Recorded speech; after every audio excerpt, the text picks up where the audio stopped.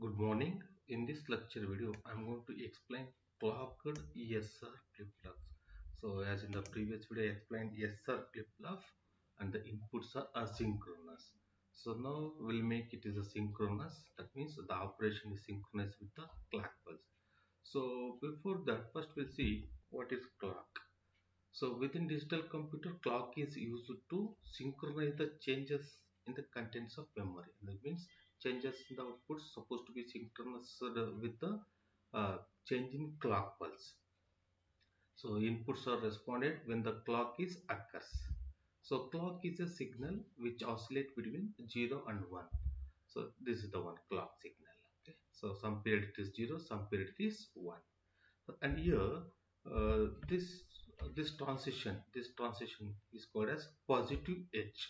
That means it's a positive edge or leading edge or rising edge. That is transition from 0 to 1. And similarly this transition, I mean changes from 1 to 0, is called as a leading edge or negative edge or trailing edge, not leading edge, negative edge or trailing edge or falling edge. That is transition from 1 to 0. And during the period, here this period clock is equal to 0. This is called low level signal. And this period clock is equal to 1. So this is called uh, high level signal. So this is about clock. So we are going to synchronize the changes and inputs, that is S and R, with the clock. So that is clock, that is called clocked SR flip-flop. Now we'll see the circuit diagram. So as we know, this is SR flip-flop. So here we use one this is S and R inputs, and we use one additional AND gate. Okay, so output of this AND gate is R, and input to this AND gate is, again we change R. Okay, I mean S is derived from the output of AND gate, and other input of both the AND gates are connected, shorted and connected to clock. Okay, this is a clock pulse. Now we'll see the operation whenever a clock is equal to 0. That means one input of both the AND gates are 0 0. Its output is 0. So that means inputs to the SR latch. This is SR flip-flop. SR flip-flop. Input to the SR flip-flop is 0 0. So output won't changes. Output won't changes. That is latch becomes non-operational. Suppose if clock is equal to 1, okay, output of AND gate 1 is same as R. So R is provided here, and output of AND gate 2 is same as S. So S is provided. So output of AND gate 1 gives the value of R, and output of AND gate gives the value of S. So it becomes operational. So changes on S and R is responded, and the latch becomes operational. You know? So hence the inputs are called synchronous inputs, and this is the corresponding function table. See, whenever clock is equal to 0, whatever may be S and R, output 1 changes. That means maintains the same state, and the remaining rows when clock is equal to 1 depends on S and R. So output are maybe present state, reset, set or forbidden state. So this is about clocked SR flip-flop. That means changes in the inputs are synchronized with the clock pulse. Now, to this circuit, we can add some more additional inputs. As we observed here, whenever a clock is equal to 1, we can reset making R is equal to 1, and we can set making S is equal to 1. Now, the next question is, when the clock is absent, means during the period clock is equal to 0, how do we make the flip-flop to enter into set state or reset state? For that, we need additional inputs. Okay, the additional one is clear input, that is connected to NOR gate, which is corresponding to Q, and additional input preset used to set the SR clocked SR flip-flop connected to the NOR gate, which is corresponding to Q bar.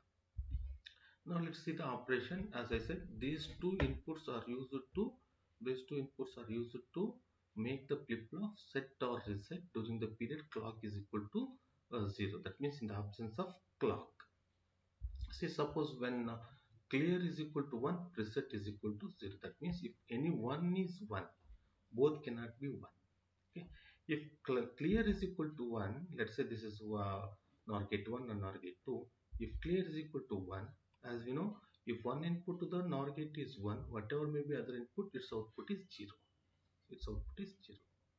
And this 0 is connected as input to the lower NOR gate, that is NOR gate 2. And other input preset is equal to 0. Right? And the third input, that is output of AND gate 2. So that is also 0 because clock is equal to 0. So its output is 1. So flip-flop enters into reset state when clock is equal to 1 and preset is equal to 0.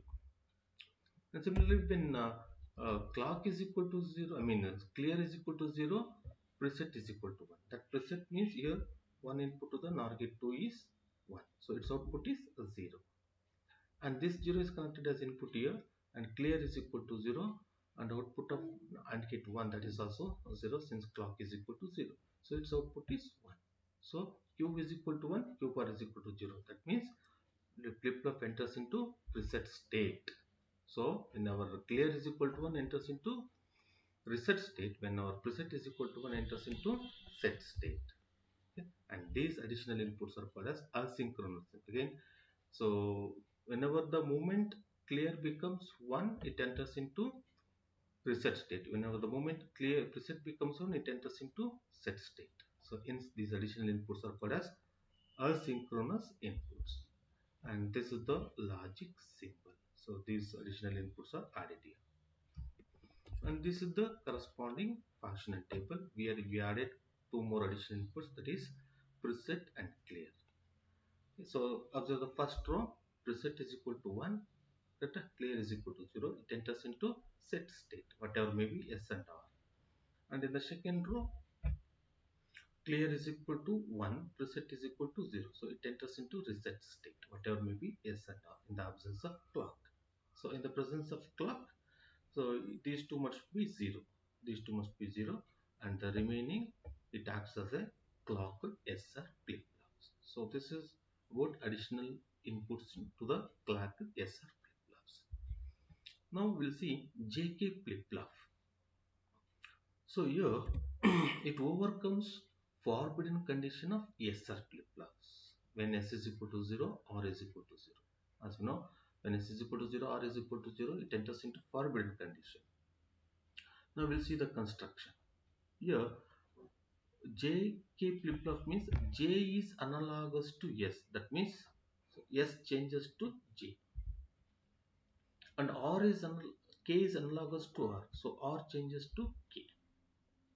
And we connect feedback outputs. That means Q is bar is connected to J input AND gate, and Q is connected as a feedback to K input AND gate. This is the construction.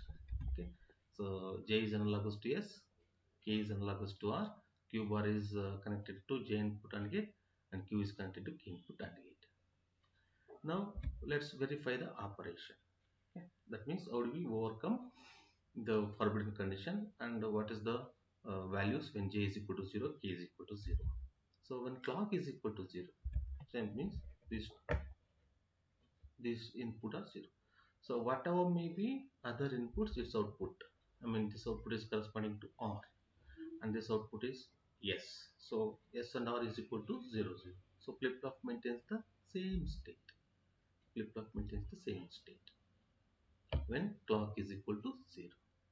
Now we'll see when clock is equal to 1, and we'll consider the first case. J is equal to 0, K is equal to 0. Okay. So clock is equal to 1, J is equal to 0, K is equal to 0. So again, whatever may be other input, its output is 0. Again, this output is also 0. So here S is equal to 0, R is equal to 0 means flip-flop maintains the same state.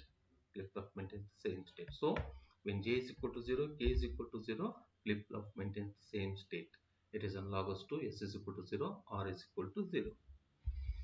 So next state is same as present state. Now we'll see case 2, when clock is equal to 1, J is equal to 0, K is equal to 1, and assume 0 state. Present state is 0 state. Okay. So here J is equal to 0, K is equal to 1. So when J is equal to 0, whatever may be other input, S is equal to 0. Because one input to the AND gate is 0. And here analyze output of J and gate, that means the value of R. So here this Q is connected back, right now, so its output is a 0. So again S is equal to 0, R is equal to 0, that means flip-flop maintains the same state. When J is equal to 0, K is equal to 1, and if you assume 0 state, it maintains the same state. Suppose if you assume one state, you know, S is equal to 0, analyze R value. So this 1 is connected back now. So R is equal to 1. So when R is equal to 1, flip-flop enters into reset state. So Q becomes 0, Q bar is equal to 1. Right now, so we assumed one state and we got a 0 state. That means when uh, yeah, when J is equal to 0, K is equal to 1, flip-flop maintains or changes to 0 state. That means next state is reset state. So next we'll see J is equal to 1, K is equal to 0, and assume 0 state. So here K is equal to 0, J is equal to 1. So when K is equal to 0, R value is 0. And here it depends on feedback value. So feedback value, that is Q bar is equal to 1. So its output is 1. So when S is equal to 1, flip-flop enters into set state. Flip-flop enters into set state. Okay. So we assumed 0 state, it changes to 1 state. And now if you assume 1 state, okay, so this 0 is connected back to S, J input and gate. So its output S is equal to 0. So maintains the same state. So that means if you assume one state, it maintains the same state. If you assume 0 in the previous case, it changes to one state. So whatever may be present state, whenever J is equal to 1, flip-flop enters into set state. When J is equal to 1, K is equal to 0, flip-flop maintains or changes to 0 state. That means next state is set state. So now we'll see important when J is equal to 1, K is equal to 0. As we know, this is the condition in SR flip-flop. There it happens forbidden condition. Now we see how we overcome it. When J is equal to 1, K is equal to 1, assume 0 state. That means Q is equal to 0, Q bar is equal to 1. So here J and K is 1, 1. So output of AND gate, this AND gate depends on other input, that is feedback input. So that means here Q is connected here. Okay, so its output is 0, and Q bar is connected here, that is 1. So its output is 1. So flip-flop changes to, since S is equal to 1 now, changes to one state, that is set state. So we assume 0 state, it is changes to one state. And similarly, if you assume one state, that is Q is equal to 1, Q bar is equal to 0, and this Q is equal to 1 is connected back to J input and gate, sorry, K input and gate. So its output is R is equal to 1. Again this connected back here. So the corresponding output, that is S is equal to 0. So here R is equal to 1 now. So flip-flop becomes a reset. So that means Q is equal to 0, Q bar is equal to 1. So we assumed one state, we got a 0 state. In the previous case, we assumed 0 state, we got one state. So whenever J is equal to 1, K is equal to 1, flip-flop toggles.